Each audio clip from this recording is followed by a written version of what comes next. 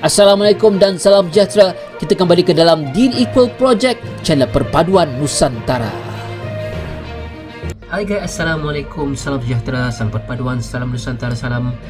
Kembali ke dalam channel saya, iaitu channel Deal Equal. Apa kabar anda yang berada di Malaysia, Indonesia, Filipina, Brunei, Thailand dan seluruh Nusantara? Sedangkan anda sihat-sihat sejahtera dan dimurahkan rezeki. Hari ini guys, kita akan react beberapa video tentang benarkah Shin Tae-yong tidak mahukan piala AFF guys, dan kenapa Shin Tae-yong hanya menurunkan pemain U22 guys.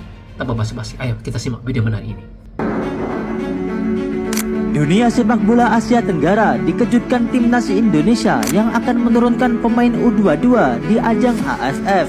Hal itu langsung memancing komentar dari salah satu akun penggemar sepak bola asal Thailand. Akun Thai Football mengejek Federasi Sepak Bola Thailand yang tidak mungkin menurunkan pemain muda, sebab FA Thailand masih menjadikan AFF sebagai target utama, karena hanya AFF satu-satunya kesempatan mereka bisa meraih trofi. Oleh sebab itu, para penggemar mengatakan bahwa FA Thailand terlalu takut untuk mencontoh langkah berani yang diambil oleh Shin Tae-yong dan PSSI.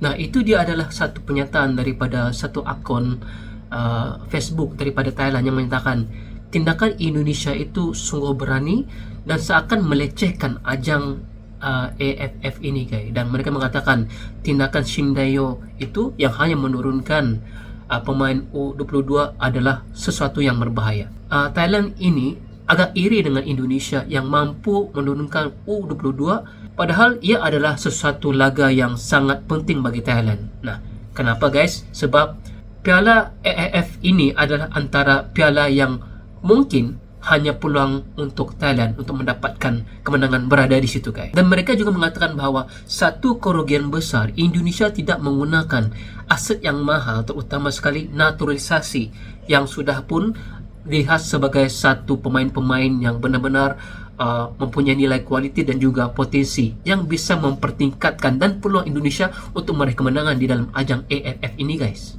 Nah guys, umum juga tahu Madam Pang sendiri ingin berguru dengan Pak Erick Thohir ya, tentang bagaimana Indonesia itu mampu menjadi skuad Garuda dan bangga dengan kedudukan Indonesia sebagai wakil Asia Tenggara untuk pergi ke Piala Dunia pada tahun 2026 guys. Thailand sebenarnya agak iri dengan kebangkitan dan juga kemajuan bola sepak Indonesia. Indonesia tidak serius dengan piala AFF.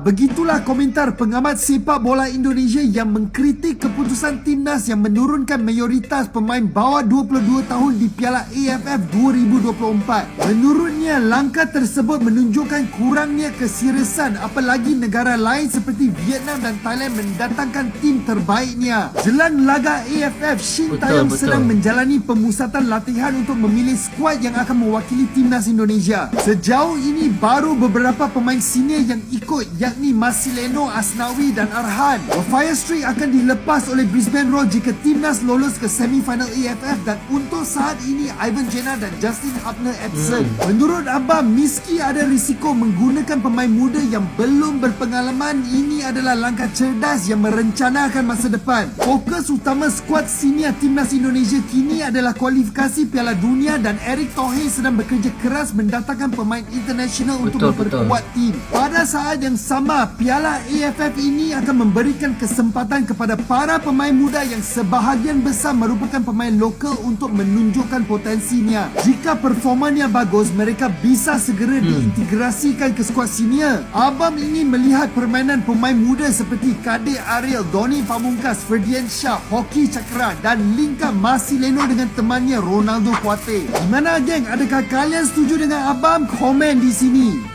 Pendapat daripada Malaysia ini mengatakan bahawa itu ada salah satu tindakan yang bagus juga, menurunkan kebanyakan pemain-pemain lokal, terutama sekali untuk mencokil bakat-bakat, terutama sekali pemain-pemain lokal, iaitu warisan asli Indonesia guys.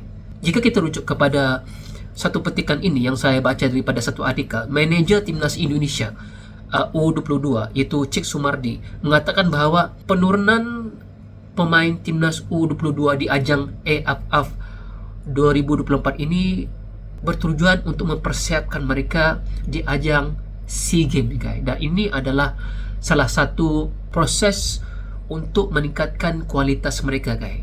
Dan seiring dengan proses itu, nilai kualiti itu dapat dipupuk dan dibawa di ajang SEA Games nanti, guys. Alasan kedua, Sumardi mengatakan soal regenerasi. Jika mereka ini diberi peluang untuk beraksi di ajang AFF ini, mereka akan menjadi pelapis-pelapis yang akan menggantikan pemain-pemain senior di masa akan datang, guys. Dan ketiga, alasan paling kukuh, ini adalah keputusan sebulat suara yang telah dilakukan oleh PSSI dan semua esko di dalam timnas Indonesia. Resmi, trio bocil kematian Justin Hubner, Ivar Jenner, dan Rafael Strijk dipanggil Sintayong untuk mengikuti AFF 2024. Mau tahu daftar lengkapnya? Ilangin dulu tanda tambah sebelah, dipencet, di follow dong. Sikat! Ya, pada Garuda Calling kali ini untuk Piala AFF, Sintayong telah memutuskan bahwa akan menggunakan tenaga pemain usia 22 tahun mayoritas, dengan beberapa tambahan pemain senior seperti Pratama Arhan dan Asnawi Mangkualam. Di penjaga gawang, empat-empatnya yang dipanggil adalah penjaga gawang muda semua: Cahya Supriyadi, Dava Fasya, Erlangga, dan Ikram Al-Ghifari. Tidak ada nama langganan timnas seperti Hernando dan Nadeo. Di barisan pemain bertahan juga nama-nama yang sering dipanggil oleh Sintayong kembali muncul. Tapi yang menarik, ada nama-nama baru seperti Ahmad Maulana dari Arema, Alvan Shuaib dari Persebaya, dan Michael Alfredo Tata dari Persebaya juga. Begitu juga di posisi gelandang, nama-nama langganan timnas seperti Arkan Fikri, Ivar Jenner, Marcelino Ferdinand kembali dipanggil Sintayong. Tapi ada beberapa nama baru seperti Armando Obed Oropa, Imade Tito Wiratama, dan juga Rivaldo dari Borneo. Dan yang paling seru ini adalah di barisan penyerang. Dipanggilnya kembali si anak hilang Ronaldo Joybera Junior atau Ronaldo Kuate. Kemudian Arkan Kakak kembali mewarnai TC Timnas Indonesia kali ini. Rafael Strijk yang kemarin sempat gue infoin bahwa baru bisa membela Timnas Indonesia di AFF ini setelah lolos di babak semifinal. Dan juga ada Hoki Caraka, striker andalan yang selalu dipanggil oleh Coach Sintayong. Yang menarik adalah ada nama Arsa Ramadan Ahmad dari Madura United yang kali ini menjadi debutnya untuk dipanggil TC Timnas Indonesia yang akan dimulai besok tanggal 26 November. Dari nama-nama ini, kira-kira siapa guys yang menarik kalian pengen banget tonton dan pengen banget lihat aksi-aksinya di AFF? Atau ada nama yang kalian jagoin tapi nggak masuk di daftar yang dipanggil Sintayong? Coba tulis di kolom komentar yuk. Sikat! Sedar tak sedar, tinggal lebih kurang 10 hari sahaja lagi sebelum ASEAN Mitsubishi Electric Cup diadakan. Jadi ada juga yang tertanya-tanya, ini tournament apa? Tak pernah dengar pun. Sebenarnya ini adalah tournament AFF. Sebelum ni nama dia AFF, tapi dia dah tukar jadi ASEAN Mitsubishi Electric Cup. Alah, yang kita menang tahun 2010 dulu, dah lama tak menang kan. Okey, so benda ni akan diadakan pada bulan hadapan. Dan kedua-dua grup telah pun dikonfirmkan. Okey, so jom aku sembang sikit pasal benda ni. Sebelum tu korang yang minat konten-konten bola sepak, tekan butang follow. Jadi untuk grouping memang kita dah set siap-siap. Ini grup A ada 5 tim dan grup B ada 5 tim. Jadi siapa yang aku rasa akan pergi ke final lah. Kita terus bawa ke final kan. Semi final tu semua tak payah. Okey, siapa yang aku predict akan masuk final? Okey, yang pertama aku pilih Indonesia. Bagi aku yang akan menjadi juara untuk grup B. Okey, so kita tahu Indonesia sekarang memang tengah padu gila dekat kualifikasi Piala Dunia. Indonesia walaupun kan ada player-player yang tak ada, tapi ramai juga player-player terkenal yang diorang akan mainkan nanti. Contohnya kita ada Marcelino Ferdinand, Justin Hubner, Rafael Strijk, Ivan Jenner. And then ada juga player berpengalaman macam Pratama Arhan, Asnawi Mangkualam, okey, dan sebagainya. Average age diorang agak muda 20.4 tahun. Seterusnya yang aku rasa akan pergi ke final juga bagi aku adalah juara grup A, iaitu Thailand. Kali ni Thailand diorang pilih player-player yang berpengalaman. Tengoklah dia punya average umur pun agak tinggi, 26 tahun. Pastinya Thailand ingin menang sekali lagi tournament ni sebab diorang dah menang 2 edisi sebelum ni. Jadi diorang of course betul lah nak buat repeat.